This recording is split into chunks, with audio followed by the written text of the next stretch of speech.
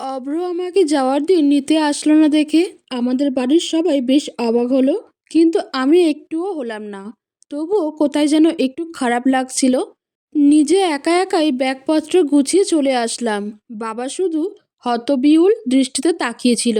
হয়তো বুঝে গেছে তাদের আদরের ছোট মেয়েটিও বাড়িতে কতটা ভালো আছে। এখন বুঝেই বা কী লাভ? যখন বোঝা উচিত ছিল তখন তো কিছু না জিজ্ঞেস করেই সব করে ফেললো। সে বাড়িতে পৌঁছাতেই তুতুল সোনা এসে আমার কোলে উঠে পড়ল আর তার মিষ্টি ভঙ্গিতে আমাকে বলতে লাগলো আমাকে সে কত মিস করেছে। রুমে গিয়ে দেখলাম অভ্র সোফায় বসে ল্যাপটপ টিপছে।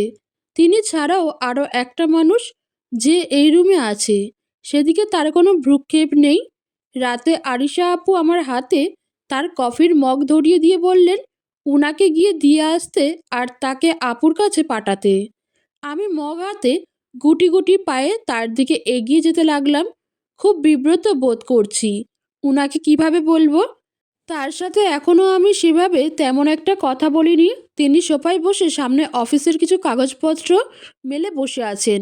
তবে তিনি দেখছেন না, হাঁটুর উপর রাখা মুষ্টিবদ্ধ হাতে মাথা ভার দিয়ে রয়েছেন।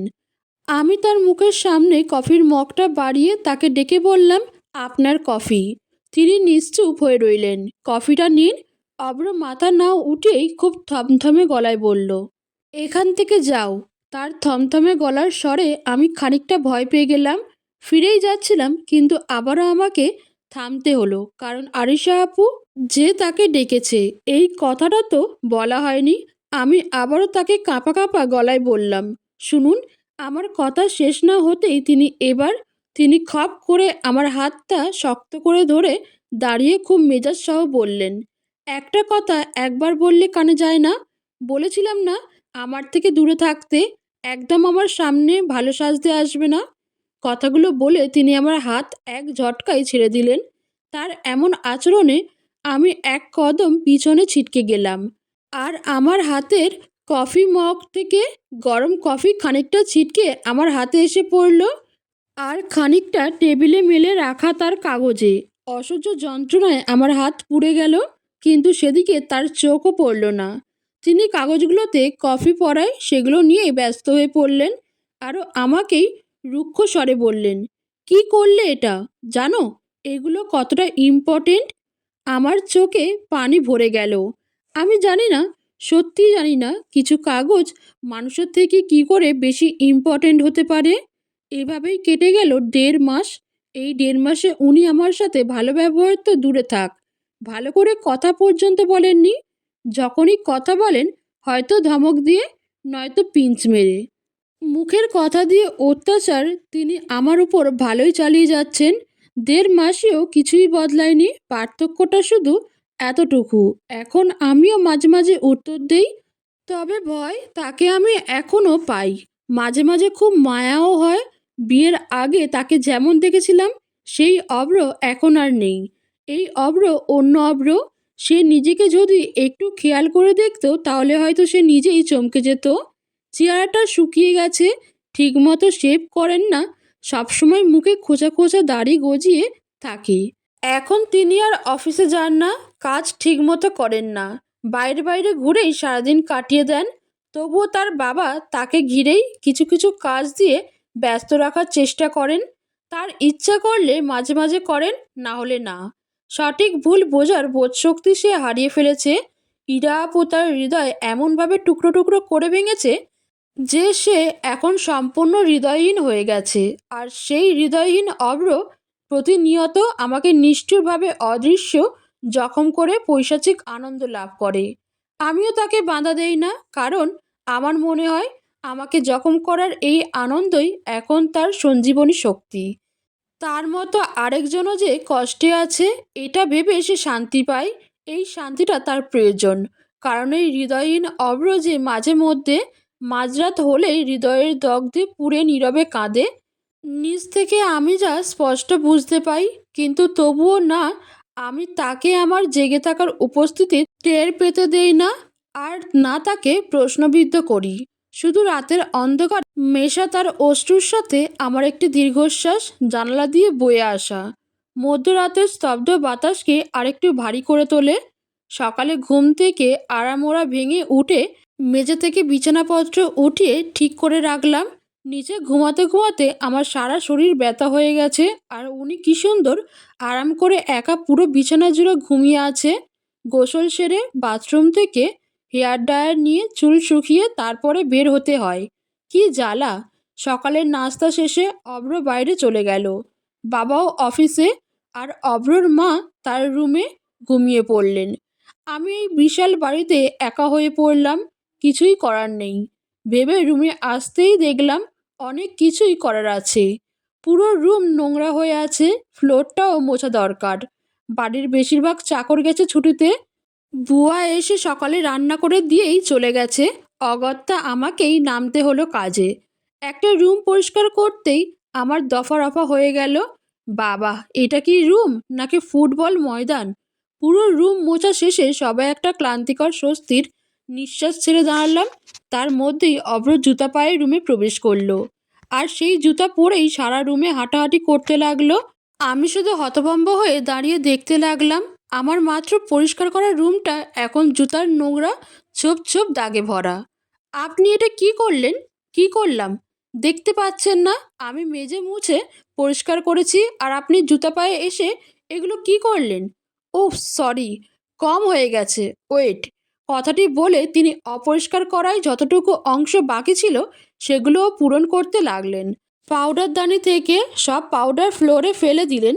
এক একটা জিনিস ইচ্ছে করে ফ্লোরে ছুঁড়ে ফেলতে লাগলেন, আর আমি শুধু অবাকের উপর অবাক হয়ে দাঁড়িয়ে দেখতে লাগলাম। কে বলবে এখন এই রুমকে একটু আগেই পরিষ্কার করা হয়েছে? পুরো লণ্ডভণ্ড অবস্থা।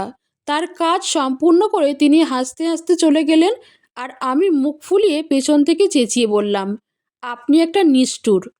আজ আরিশা আপু আর দুলাভাই আসবেন এই বাড়িতে, সেই সুবাদেই সকাল থেকে ভালো ভালো রান্নাবান্নার আয়োজন চলছে। অব্রর মা আজ সব দেখছেন নিজে হাতে। আজ হয়তো ওনার শরীরটা একটু ভালো, এমনিতেই তিনি বেশিরভাগ সময়ই অসুস্থ থাকেন মাইগ্রেনের ব্যথায়। অব্রর মা আমার সাথে খুবই কম কথা বলেন, প্রয়োজন না পড়লে নাই বলেন। যে কোনো সময় আপু দুলাভাই এসে পড়বে, তাই আমি তাড়াতাড়ি গোসলের জন্য ওয়াশরুমে চলে গেলাম। কিন্তু যেতে না যেতেই বাইরে থেকে দরজার টোকা পড়তে লাগলো। আমি বিরক্ত হয়ে দরজা খুলে দেখি অভ্র। কি হয়েছে? বাইরে আসো। কেন? এখন আমি গোসল করব। তা করবেন, আমি আগে করে নেই। এতক্ষণ অপেক্ষা করতে পারবো না, আমি এখনই করব। তাড়াতাড়ি বাইরে আসো। ইস, বললেই হলো, আমি আগে এসেছি দেখতে পাচ্ছেন না? আমি আগে করব, তারপরে আপনি করবেন। ওরু আমার মাথা গরম করো না, বের হতে বলেছি বের হও। অন্যদিন হলে তার এত কথাও বলতে হতো না, তার আগেই আমি ভয়ে চুপচাপ বের হয়ে আসতাম। কিন্তু আজ যেন আমার মধ্যে জেদ চেপে বসেছে। যাই হয়ে যাক, গোসল করব তো আগে আমিই করব। কি হলো, শুনতে পাচ্ছ না? কথাটা বলতে বলতে তিনি আমার বেখেয়ালির সুযোগ নিয়ে সোজা বাথরুমে ঢুকে পড়লেন। আপু আর দুলাভাই কিন্তু এখনই চলে আসবে। শুধু শুধু তোমার আজাইরা কথা বলে সময় নষ্ট করো না, বের হও। দেখুন, শুধু শুধু চেঁচামেচি করবেন না, এটা একটা সোজা হিসাব।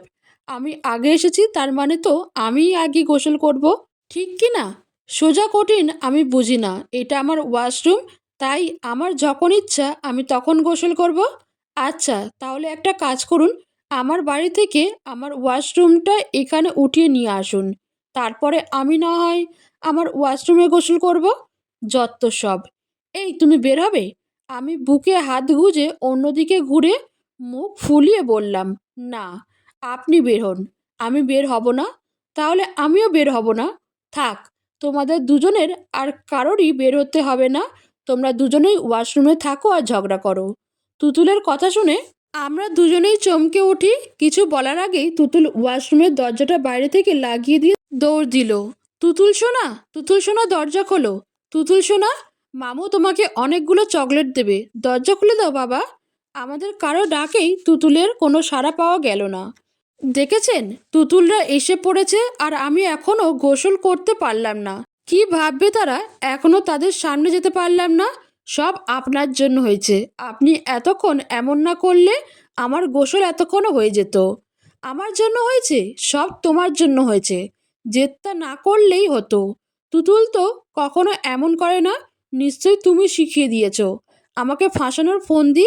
তোমার তো এভাবেই ভালো লাগছে। তার কথা শুনে আমি জাস্ট হতবাকের উপর অবাক। মুখ হাঁ করে কথা বলতেও আমার সময় লেগে গেল। আপনার সব সময় এটা কেন মনে হয় আমি আপনার পেছনে পড়ে আছি? আপনার এই টেনশন পাওয়ার জন্য পাগল হয়ে যাচ্ছি। আর কি বললেন আমার ভালো লাগছে? আপনি যতটুকু বিরক্ত হচ্ছেন, না আমি ঠিক ততটাই বিরক্ত। না ততটা না, আমি তার থেকেও দ্বিগুণ বিরক্তি হচ্ছি। দ্বিগুণ কেন? দ্বিগুণ কারণ কারণ আমতা আমতা করে তার থেকে দ্বিগুণ বিরক্ত হওয়ার কোনো কারণই খুঁজে পাচ্ছি না। আর উনি সেই তখন থেকেই আমার দিকে ভ্রু কুঁচকে জিজ্ঞাসা দৃষ্টিতে তাকিয়ে আছে। কি হলো বলো? আমি আপনার থেকে দ্বিগুণ বিরক্ত। কারণ কারণ আমার গরম লাগছে। ও, এই ব্যাপার? নাও। কথাটি বলে তিনি আমার মাথার উপরের শাওয়ার অন করে দিলেন। আমি ঠান্ডা পানিতে ভিজে পুরো চুপচুপে হয়ে যেতে লাগলাম। আর তিনি একটা ঠান্ডা লুক নিয়ে আমার দিকে বাঁকা হাসি দিয়ে তাকিয়ে রইলেন। আমাকে ভিজিয়ে দিল। আর আমি কি চুপচাপ দাঁড়িয়ে থাকবো নাকি? আমিও তার হাত ধরে টেনে শাওয়ারের নিচে আমার সামনে দাঁড় করিয়ে দিলাম। এবার তিনিও পানিতে পুরো ভিজে গেলেন। ঠান্ডা পানির ভাব সামলাতে সামলাতে তিনি বাম হাত দিয়ে শাওয়ার অফ করে দিলে আমি আবারও অন করে দিলাম। আবার তিনি অফ করে দিলেন। আর আবারও অন করে দিলাম। এইভাবে অন অফ করতে করতে কল খুলে আমাদের হাতে চলে এলো। আর শাওয়ার ডাইরেক্ট হয়ে গেল। আমরা দুজনেই হতভম্ব হয়ে মাথার উপরে তাকালাম। লাইন শুধু ডাইরেক্টই হয়নি, পানির তেজ আগের থেকে দ্বিগুণ বেড়েছে। Are you mad? কি করে দিলে দেখছো? এখন এখানে বন্দি হয়ে ঠান্ডা পানিতে ভিজতে থাকো। দোষটা তো আপনারই। আপনি প্রথমে শুরু করলেন কেন? এখন আবার আমাকেই ধমকাচ্ছেন। দয়া করে মুখটা একটু বন্ধ রাখবে, নাকি এখানেই সারা জীবন আটকে থাকার ইচ্ছা? প্রায় 5 মিনিট ধরে ডাকাডাকি করেও কারো কোনো সাড়া পাওয়া গেল না। এদিকে ঠান্ডায় কাঁপতে কাঁপতে আমার শরীর জমে যাচ্ছে। অব্রর অবস্থা বুঝতে পারছি না। সে এখন ডাকাডাকি করায় ব্যস্ত। তার গায়ের সাদা টি শার্টটা একদম ভিজে লেপ্টে আছে।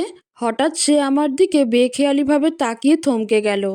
আমিও অবাক হয়ে একটু অপ্রস্তুত হয়ে গেলাম আমার দিকে তার এমন থমকে যাওয়া দৃষ্টি দেখে। সে এবার ধীরে ধীরে আমার দিকে অগ্রসর হতে লাগলো। তার এক পা করে এগিয়ে আসা কদমে একটু একটু করে আমাদের মধ্যেকার দূরত্ব ঘুচতে লাগলো। এবার আমার বুকে কেমন যেন ধুকপুক ধুকপুক করতে লাগলো। উনি এভাবে এগিয়ে আসছেন কেন? আমিও একটু একটু করে পেছাতে লাগলাম। দেয়ালে আমার পিঠ ঠেকে যাওয়ার আগেই তিনি আমার খুব কাছে চলে এলেন। আমি কিছু বলতে চাইলে তিনি আমার ঠোঁটে তার আঙুল দিয়ে থামিয়ে দিলেন। আমি পুরো ফ্রিজ হয়ে গেলাম। তারপর তিনি ধীরে ধীরে তার বাম হাত আমার চুলের মধ্যে গলিয়ে আমার গালে রাখলেন। তারপর খুব দ্রুত তার ডান হাত দিয়ে আমার মাথার পেছন থেকে কি যেন ছুঁড়ে ফেললেন। আমি চমকে উঠে পেছনে ঘুরে তাকিয়ে দেখি ফ্লোরে ইয়া বড় একটা মাকড়সা। আমি ছিটকে দুপা পেছনে গিয়ে বললাম, মাগো, কত বড় মাকড়সা! এখন মাগো, এই মাকড়সাটা তোমার কাঁধে ছিল। কি? এত বড় মাকড়সা আমার কাঁধে ছিল? ভাবতেই তো যেন কেমন গা রিরি করছে। ভাগ্যিস আমি দেখিনি। না, উনাকে যতটা পচা ভাবছিলাম অতটা উনি নন। এখন এতটা ভয় পেয়ে চুপসে থাকতে হবে না। তাছাড়া মাকড়সাকে তুমি ভয় পাবে কি? মাকড়সা যদি তোমাকে দেখতো তাহলে নিজেই ভয় পেয়ে যেত। এই মাত্রই উনাকে একটু ভালো ভেবেছিলাম, আর এক্ষুনি উনি আমার ভাবনাটাকে ভুল প্রমাণিত করে দিলেন। যা, ফিরিয়ে নিলাম আমার আগের কথা। তবুও তো আমাকে দেখে এই অবুঝ প্রাণী কিছু বুঝে না বলে ভয় পাবে। আর কিছু কিছু মানুষ যে আছে, এদের দেখে তো মানুষরাই ভয় পেয়ে যায়। পুরো একটা ড্রাগন। আমার কথা শেষ না হতেই তিনি আমার দিকে রাগান্বিত চোখে তাকিয়ে বললেন, যতক্ষণ অবধি আমরা এখানে আটকে রয়েছি একবারও এসে তুমি দরজা পিটিয়েছ? নিজে তো আরামে ওখানে স্ট্যাচুর মতো দাঁড়িয়ে আছো, আর আমাকে বারবার ডিস্ট্র্যাক্ট করে যাচ্ছ। তুমি একটা ফাজিল মেয়ে। ছোট থেকে নিজেকে সবসময় লক্ষ্মী মেয়ে বলেই সবার থেকে শুনে এসেছি। এই প্রথমবার তার মুখে ফাজিল মেয়ে শুনে রাগে দুঃখে আমার চোখে পানি চলে আসার উপক্রম। দেখুন, আমাকে ফাজিল মেয়ে বলবেন না। কেন? বললে কি করবে? আমি কিন্তু তাহলে সবাইকে বলে দেব যে বলবো আপনি রাতে নাক ডাকেন। হোয়াট? রাবিস! একদম উল্টোপাল্টা কথা বলবেন না। আমিও মোটেও নাক ডাকি না। উনি যে নাক ডাকেন না তা আমি জানি, কিন্তু উনাকে জব্দ করার জন্য এর থেকে ভালো বুদ্ধি আর আমার মাথায় এলো না। আপনি নাক ডাকেন, আমি নিজে শুনেছি। আপনার নাক ডাকার জ্বালায় আমি ঘুমাতে পারি না।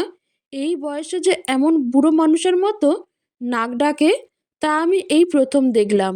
কথাগুলো এক নাগাড়ে বলে তার দিকে তাকিয়ে দেখি সে রাগে গজগজ করছে। এবার আমি একটু ঢোক গিললাম। আজ আমার হয়েছেটা কি? একটু বেশি বেশি করে ফেলছি মনে হয়। তিনি ঝট করে আমাকে টেনে শাওয়ারের নিচে নিয়ে তার সাথে দেওয়ালটির সাথে হাত দিয়ে আটকে বললেন, এসব উদ্ভট মিথ্যা কথা যেন আর না শুনি বলে দিলাম। শুধু শুধু কি আর তোমাকে ফাজিল বলেছি? আমাকে ফাজিল বলতে নিষেধ করেছি, কিন্তু আমি তো বলবই ফাজিল। তাহলে আমিও সবাইকে বলবই আপনি নাক ডাকেন।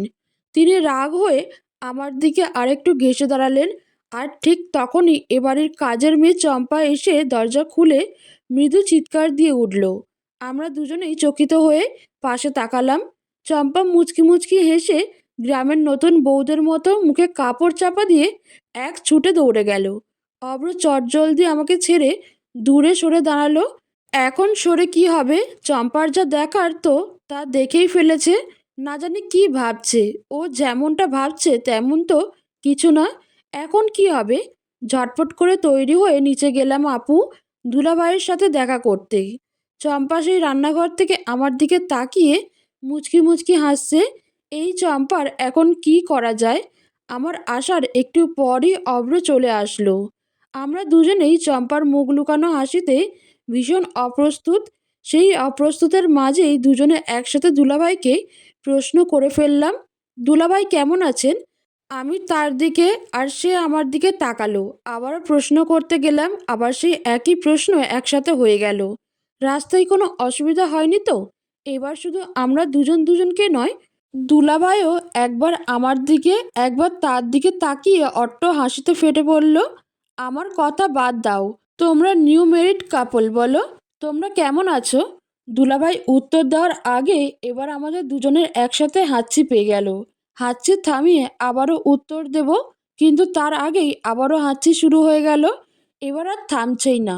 আরিশা আপু উদ্বিগ্ন মুখে বলল, কী রে অব্র, তোরা দুজন ঠিক আছিস তো? এমন ঠান্ডা লেগে গেল কিভাবে? দুলাভাই বলল, আহ, তুমি এত টেনশন করছো কেন? নতুন নতুন বিয়ের পর ঠান্ডা তো একটু আধটু লাগবেই। আরিশা আপু দুলাভাইকে চোখ রাঙিয়ে বলল, তুমি থামবে? এই চম্পা, রাতে তোকে না বলেছি অব্রকে প্রতিদিন 1 গ্লাস করে গরম দুধ দিতে? এমনিতেই এখন মৌসুম পরিবর্তন হচ্ছে, তার উপর অব্রর আবার ঠান্ডার ধাত আছে। তোর কাজকর্মে কোনো মন নেই, সব মন খালি সিরিয়াল দেখায় পড়ে থাকে। এত বড় অভিযোগে চম্পা সেই রান্নাঘর থেকে তড়িৎ বেগে ছুটে এসে আরিশা আপুকে বলতে লাগলো, আমি তো প্রতিদিনই ভাইজানরে দেই। এখন হেরা স্বামী স্ত্রী যদি এত বেলা কইরা এতক্ষণ ধইরা একসাথে নাইতে থাকে তয় তো ঠান্ডা লাগবই। হেয়াতে আমার কি দোষ? কথাটা বলে চম্পা আবার তার শাড়ির আঁচল মুখে গুজে মুচকি মুচকি হাসতে হাসতে দৌড় দিয়ে চলে গেল। আর আমার মনে হলো আমার দম যেন বন্ধ হয়ে আসছে। আরিশা আপু দুলাভাইয়ের সামনে ও কি বলল এটা? আমি লজ্জায় মাটিতে মিশে যেতে লাগলাম। অব্রর একই অবস্থা। দুলাভাই মুচকি হেসে গলায় একটু খুক খুক করে কেশে আমাদের লজ্জাটাকে যেন আরও বাড়িয়ে দিলেন। না, এখন ছুটে কোথাও চলে যেতে পারছি না, আর এখানে বসে থাকতে পারছি। হে আল্লাহ, তোমার এই বিশাল ধরনীতে কি একটু জায়গা হবে না আমার এই লজ্জা লুকানোর? রুমে প্রবেশ করা মাত্রই নিজের সব শাড়ি জামা কাপড় ফ্লোরে ছড়িয়ে ছিটিয়ে পড়ে থাকতে দেখে আমার চোখ চরক গাছ হয়ে গেল। কত কষ্ট করে সব কিছু সুন্দর করে গোছ গাছ করে রেখেছিলাম, আর তার এখন এই অবস্থা। অবস্থাকে আরও বেগতিক করে তুলতে অব্রত আছেই। তিনি তার ননস্টপ কাজ চালিয়ে যেতে লাগলেন। এসব কি করছেন? আমার জামা কাপড় সব নিচে ফেলে দিচ্ছেন কেন? আলমারির কোনায় থাকা শেষ বস্ত্রটাও মেঝেতে নিক্ষেপ করে তিনি একটি ডোন্ট কেয়ার ভাব নিয়ে আমার দিকে তাকিয়ে বললেন, বলেছিলাম না আমার কোনো জিনিসে হাত দিবে না, আর তুমি তো ডিরেক্ট আমার জিনিসে কবজা করে বসেছ। আমি কাতর স্বরে বললাম, দেখুন, 2 মাস ধরে জামাকাপড়গুলো লাগেজেই রেখে দিয়েছি। এভাবে কি প্রতিদিন লাগেজ থেকে বের করে করে ব্যবহার করা যায়? তা আমি বুঝি না, আমার আলমারিতে রাখতে পারবে না ব্যাস। তাহলে কোথায় রাখবো? যেখানে ইচ্ছা, শুধু আমার জিনিসপত্র থেকে দূরে। কথাটা বলে তিনি চলে যেতে নিলে আমি পেছন থেকে হতাশ গলায় বললাম, আর এভাবে কতদিন চলবে? একটু থেমে আমার দিকে না তাকিয়েই উনি বললেন, জানি না। বারান্দার রেলিংয়ে বসা একটি কাক কা কা করে অনবরত ডেকে যাচ্ছে, থামার কোনো নামই নিচ্ছে না। নিচে চম্পাকে বলেছিলাম আজকে আমাকে পাট শাকের ডাল রান্না করা শেখাতে, কুকারে সিটি বাজা শুরু হয়ে গেছে। চম্পা আমাকে এই ডাকতে এলো বলে পুরো মেঝেতে অগোছালো জামা কাপড়গুলো বিছিয়ে আছে, এগুলোকে আবার পুনরায় ভাঁজ করে লাগেজে বন্দি করা প্রয়োজন। কিন্তু আমার এখন এইসবে হাত দিতে মোটেও ইচ্ছা করছে না। চোখ বন্ধ করে বিছানায় শুয়ে থাকতে ইচ্ছা করছে। মাথাটা ভীষণ ভীষণ ধরেছে, ভীষণ। হুমায়ুন আহমেদ স্যার তার কোনো একটি বইয়ে বলেছিলেন, ঢাকা শহরের মানুষদের জ্যোৎস্না দেখানোর জন্য কোনো এক পূর্ণিমার রাতে পুরো শহরে লোডশেডিং করা উচিত। আজ সত্যি মনে হচ্ছে এমনটি হলে বেশ হতো। শুধু বেশ না, খুব খুব ভালো হতো। হঠাৎ করে পুরো শহরে এসে পড়তো ঘুটঘুটে অন্ধকার। একটু আবছা আলোর অনুসরণে নগরের প্রতিটি মানুষের ঘর থেকে বের হয়ে বিরক্তি মুখে আকাশের দিকে তাকাতো, আর মুহূর্তের মধ্যেই বাকশূন্য হয়ে তাদের দৃষ্টি মাথার উপরে খোলা আকাশ বিদ্যমান শুভ্র আলোয় ঢাকা বিশাল চাঁদটির দিকে আটকে যেত। সবাই মন ভরে বিরক্তকে পাশে সরিয়ে চন্দ্রবিলাস করত। ঢাকা শহরে বেড়ে উঠলেও গ্রামের পূর্ণিমার রাতের সাথে আমার পরিচয় ঘটেছে। ছোট থাকতে অহরহ যাওয়া হতো আমাদের গ্রামের বাড়ি। অব্র রুমে নেই, আমি একা একা বারান্দার টুল টেনে রেলিংয়ে দু হাতের উপর মুখ রেখে বসে আকাশের দিকে তাকিয়ে ওই চাঁদটাকে দেখছিলাম। বারান্দার লাইট বন্ধ সত্ত্বেও বাগানের মাঝখানে থাকা সোডিয়াম লাইটের আলোর ধাক্কায় চাঁদের আলো তত ভিড়ছে না। তবুও চাঁদ তো চাঁদই, অসুন্দর শব্দটি এর সাথে কখনো লাগতে পারে না। অন্ধকারের মাঝে প্রজ্বলমান দীপ্ত এই অন্ধকার নিয়ে আমার দাদির একটি বিখ্যাত গল্প আছে। আমার এই দাদি আমার সাথে অনেক গল্প করতেন। সেই গল্পগুলোর মধ্যেই কিছু কিছু গল্প আমার খুব সাংঘাতিক হতো। মাঝে মাঝেই তিনি আমার সাথে ঘুমাতে আসতেন। ইরা আপু তখন উঠে গিয়ে অন্য রুমে ঘুমাতো, আর সেদিন রাতে দাদির গল্পের জ্বালায় আমার ঘুম খুব কমই হতো। দাদির সাংঘাতিক গল্পগুলোর মধ্যে বিখ্যাত গল্পটি হলো তার নিজের বাসর ঘরের গল্প। এই গল্পটি আমি বহুবার শুনেছি, তবুও দাদি জোর করে বারবার শোনাতে থাকতো। দাদির গল্পটি ছিল এরকম, আমি তখন মাত্র 15 বছরের খুকি, বুঝছস? আর তোর দাদার ছিল পুরো জোয়ান তাগড়া বেডা। আমারে তোর দাদাই পছন্দ কইরা আনছিল। তোর দাদার বিয়ার আগে আমার দেহেও নাইকা। আমার বিয়ের দিন আমার সব চাচাতো খালাতো বোনরা লেগে গেছিল তাগো দাদার বাড়ি। এদিন আছিল পুরো ঘুটঘুইটা অমাবস্যার অন্ধকার। তোর দাদার রুমে আইয়া বিছানায় বইয়া মাত্রই বেড়ার ফাঁক দিয়া বাতাস আইয়া দিল কুপি নিভাইয়া। আমার মাথায় তখন এক হাত ঘোমটা দেওয়া। তোর দাদাই গলা খাকড়ি দিয়া একটা কাশ দিয়া হের ফের আমার নাম ধইরা ডাকতে কইল, হাঁচু, তুমি কিছু খাইছো তো? আন্দারে এমনি ডরাইতাছিলাম, তবুও তোর দাদার কত হই না আমার তখন পেট ফাইটা হাসি আসতাছিল। বাসর ঘরে কিনা খাওয়ানোর কথা জিগায়। এদিকে না যাইয়া আমি কইলাম, বাত্তিটা নিভা গেল, একটু জ্বালাই দিয়া আইবেন। তোর দাদার তখন একটু হাইসা কি কইল জানোস? কেন, আন্ধারে কি তোমার ডর লাগে? গল্পের পরের অংশ আর আমি শুনতে পারলাম না, লজ্জায় পুরো জমে থাকতাম। কিন্তু দাদি স্বাভাবিকভাবেই অনায়াসে তার বাসর ঘরের কাহিনী আমাকে শোনাতে থাকতো। আরে ছেমরি, শোন শোন, মজার ঘটনা তো ঘটছে বিয়ানে। তোর দাদার হক্কালক্কালি বাইর হইয়া বাজারে গেছিল। আমার হাওড়ি আইছিল পুরাই আস্ত বেজাত। বিয়ার পরদিনই একটা পুরান কাপড় পিনবার দিল। সেই কাপড় পইরা আমি বারান্দায় শুকনা কাপড় ভাঁজ করবার লাগছিলাম। এই সময় তোর দাদা আইয়া আমার দিকে একটা আলতার শিশি বাড়াইয়া কয়, তোমাগো হাঁচু বইন্ডে এইটা একটু দিয়া দিও। আমি তো তোর দাদার গলা হই নাই চিন্না গেছিলাম। মুখে আঁচল চাপা দিয়া আমি তখন হাসতে হাসতে শেষ। বুঝছস ছেমরি, তোর দাদার মনে করছিল আমি মনে হয় হের হালি লাগি। হি হি রাইতে এত আদর সুহাগ যারে করল, হের চেয়ারও নাকি তাগো দেহে নাই। হি হি হি হি। দাদি এই গল্প শোনায় যদি ভুলেও কখনো আপত্তি প্রকাশ করে ফেলতাম, তাহলে তো আর কথাই নেই। দাদি বলতো, সর হেমরি, এত রুতেই এমন লজ্জা পাও? জামাই যখন বাসর ঘরে কাপড় খুইলা গায়ে হাত দিব, তখন কি করবা? দাদির এই ভয়ঙ্কর কথায় আমি চোখ বড় বড় করে ছিটকে উঠে বসে পড়তাম। কিন্তু দাদি আফসোসের ভঙ্গিতে বলতো, বুঝছি, তোরে দিয়া কিছু হইতে না। তোর বাসর ঘরে দেহি আমারই থাউন লাগবো তোরে হিগানির লেইগা। হি হি হি। এমন মনে হচ্ছে ভাগ্যিস দাদি এখন নেই, না হলে এই মহিলা এমন অদ্ভুত ছিল, সত্যি সত্যিই আমার বাসর ঘরে এসে পড়তো। আর তার এই নাতনির বাসর ঘরে যা হয়েছে, তার থেকে উনার কোনো সুখকর অভিজ্ঞতা নিশ্চয়ই হতো না। আমার দাদি বাস্তবেই ছিলেন খুব অদ্ভুত মানুষ। তার মৃত্যুর সময় তিনি ছিলেন পুরো স্বাভাবিক। আমি তখন সবে ক্লাস 9-এ উঠেছি। একদিন স্কুল থেকে ফিরে দেখি সবাই দাদির ঘরের সামনে ভিড় করে রেখেছে, আর দাদি স্বাভাবিকভাবেই বিছানায় শুয়ে রয়েছেন। বাবা হঠাৎ একটু কেঁদে উঠল, আর তাতেই দাদি ধমকে উঠে বলল, এই কদু, তোর বাপে আমারে নিতে আইছে, আর এখন তুই একদম মাইয়া মানসের মতো ফ্যাসফ্যাস কইরা কানবি না কইলাম, নাইলে কিন্তু পিচটা দিয়া একদম মুখ পাশায় বাড়ি দিব। দেই একটু কালমা পর। দাদি যতই অদ্ভুত মানুষ থাকুক না কেন, আমার দাদি ছিলেন সাক্ষাৎ একজন ভালো মানুষ।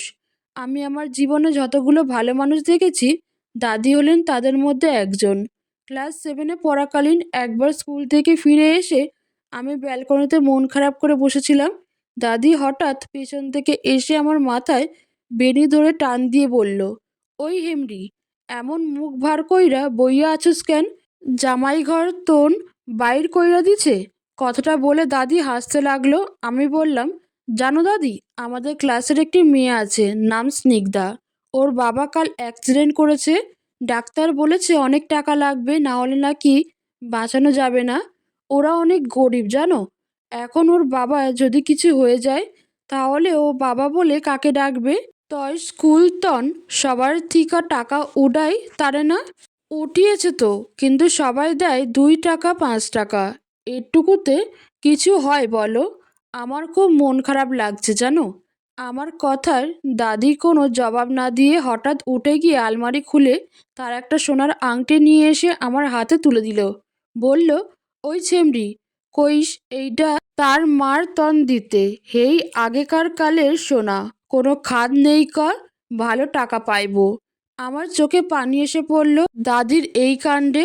দাদি আমার গালে একটু জোরে ঠুনকা মেরে বলল, এতটুকুতেই কান্দন আইয়া পড়ে?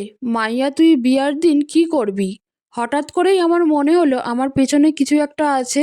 মুহূর্তের মধ্যেই ভয়ে আমার গা বেয়ে একটা হিমশীতল স্রোত বয়ে গেল। ভূত না তো? উফ, কে বলছিল একা একা এত রাতে অন্ধকারে এখানে বসে থাকতে? ঘাড় ঘুরিয়ে যে দেখবো তাও ভয় করছে। যদি সত্যি সত্যি ভূত হয় আর আমার ঘাড় মটকে ফেলে? মনে মনে দোয়া দৌড়ুক পরে ধীর ধীর ঢোক গিলে পেছনে ঘাড় ঘুরিয়ে তাকালাম। আবছা আলোয় পা থেকে মাথা পর্যন্ত চোখ উঠিয়ে একটু লম্বুস মূর্তির ন্যায় কিছু দাঁড়িয়ে থাকতে দেখে আচমকা চমকে উঠে মুখ দিয়ে উহ শব্দ করে উঠলাম। তাড়াতাড়ি বুকে থুতু দিয়ে নিলাম। কি হয়েছে? এমন চমকে উঠলে কেন? না মানে আমি ভেবেছিলাম অব্র ভ্রুকুচকে বলল, কি না কিছু না। বসা থেকে উঠে আমি চুপচাপ দাঁড়িয়ে রইলাম, আর তিনি ফোন উঁচু করে নেটওয়ার্কের খোঁজ করতে লাগলেন। হঠাৎ লাইন পেয়ে ফোন কানে ধরে বলতে লাগলেন, hello hello mister Smith, can you hear me now? ফোনের ওপাশ থেকে, হ্যালো মিস্টার অয়ব্রো, what are you saying? I want to tell you that project of our company. Hello hello hello mister Smith, what? তোর মাথা গাধা। আমি ঠোঁট চেপে ফিক করে হেসে দিয়ে আবার মুখ ঠিক করে ফেললাম। অব্র ফোন কানে নিয়েই আমার দিকে একবার তাকিয়ে রুমের ভেতর চলে গেল। আমি কিছু মুহূর্ত সেখানে দাঁড়িয়ে থেকে দৌড়ে রুমে ঢুকতে গেলাম। তার ঠিক তখনই দরজার মুখে এসে অব্রর মাথার সাথে জোরে বাড়ি খেয়ে নিচে পড়ে গেলাম। অব্র মাথা নিচু করে আসছিল, যার ফল এই যে হলো। অভ্র দাঁড়িয়ে দাঁড়িয়ে মাথা ঘষতে ঘষতে বলল, আর ইউ ব্লাইন্ড? মাথায় আমিও ব্যথা পেয়েছি। সেখানে হাত দিয়ে ধরে বললাম, আপনিও তো দেখেননি।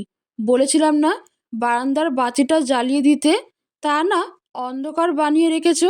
আমি ঠোঁট ফুলিয়ে বিড়বিড় করে বললাম। কখন বলল? স্বপ্নে স্বপ্নে? মাথা মনে হয় পুরোটাই গেছে। তিনি নিচের দিকে হাত বাড়িয়ে দিলেন।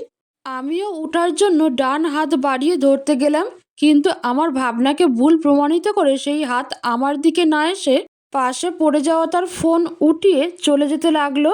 আমি দাঁত কিরমির করে কিছু গালি আউড়ে জিহ্বা বের করে তাকে পেছনে থেকে ভেঙচি দিলাম। আসলেই একটা আস্ত ভূত, আমার গোমরা মুখও স্বামীভূত।